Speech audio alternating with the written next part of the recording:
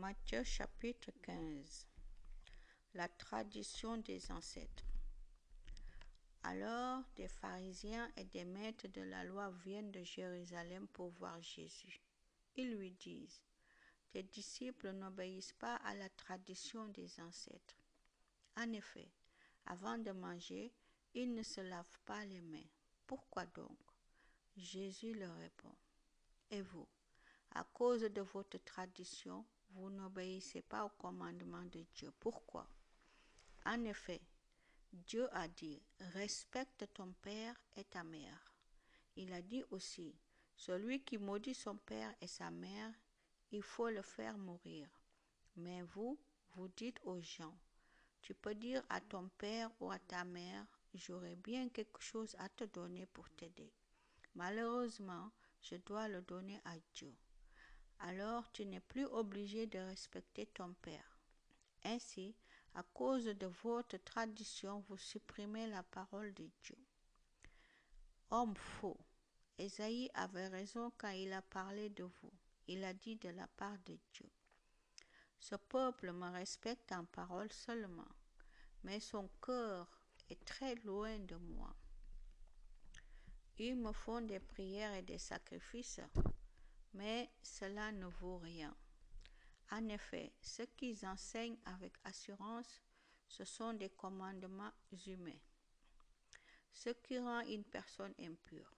Ensuite, Jésus appelle la foule et il dit aux gens, « Écoutez-moi et comprenez bien ceci.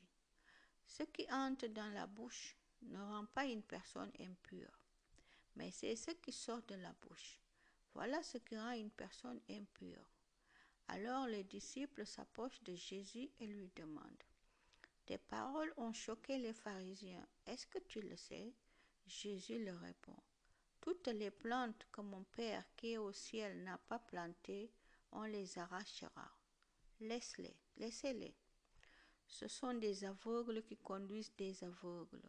Quand un aveugle conduit un autre aveugle, ils vont tomber tous les deux dans un trou. » Alors Pierre dit à Jésus, « Explique-nous cette comparaison. » Jésus lui répond, « Vous non plus, vous n'êtes pas encore capable de comprendre. Tout ce qui entre dans la bouche de quelqu'un passe dans son ventre et ensuite cela sort de son corps. Vous ne comprenez pas cela, mais ce qui sort de la bouche vient du cœur. Voilà ce qui rend une personne impure. En effet, les mauvaises pensées sortent du cœur. Alors les gens tuent les autres, ils commettent l'adultère, ils ont une vie immorale, ils volent, ils mentent devant le tribunal et ils disent du mal des autres. Voilà ce qui rend une personne impure. Mais quand on ne se lave pas les mains avant de manger, cela ne rend pas impur. Une femme non juive croit en Jésus. Ensuite, Jésus quitte cet endroit et il va dans la région de Tyr et de Sidon. Une femme de cette région, une Cananéenne, arrive. Elle se met à crier, « Seigneur, fils de David, aie pitié de moi. Ma fille a un esprit mauvais en elle, elle va très mal. » Mais Jésus ne lui répond pas un mot. Ses disciples s'approchent de lui et lui disent, « Fais partir cette femme, elle n'arrête pas de crier derrière nous. » Jésus répond, « Dieu m'a envoyé seulement pour les gens d'Israël qui sont comme des moutons perdus. » Mais la femme vient se mettre à genoux devant lui en disant, « Seigneur, aide-moi. » Jésus lui répond, « Ce n'est pas bien de prendre la nourriture des enfants et de la jeter aux petits chiens. » La femme lui dit, « Seigneur, tu as raison. Pourtant les petits chiens mangent les miettes qui tombent de la table de leur maître. » Alors Jésus répond à la femme, « Ta foi est grande, que les choses se passent pour toi comme tu le veux. » Et au même moment, sa fille est guérie. Jésus guérit beaucoup de malades. Ensuite, Jésus quitte cet endroit et il s'en va au bord du lac de Galilée. Il monte sur la montagne et là il s'assoit. Des foules nombreuses viennent vers lui. Elles amènent avec elles des boiteux, des aveugles, des infirmes, des muets et beaucoup d'autres malades. Elles les déposent aux pieds de Jésus et il les guérit. Les foules sont très étonnées.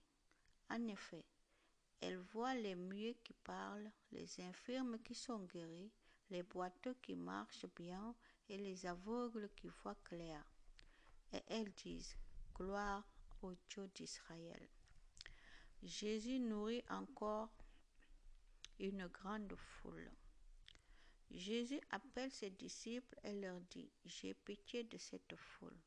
Depuis 3 jours déjà, ils sont avec moi et ils n'ont rien à manger. Je ne veux pas leur demander de rentrer chez eux sans manger. Ils n'auront peut-être pas la force de continuer leur chemin.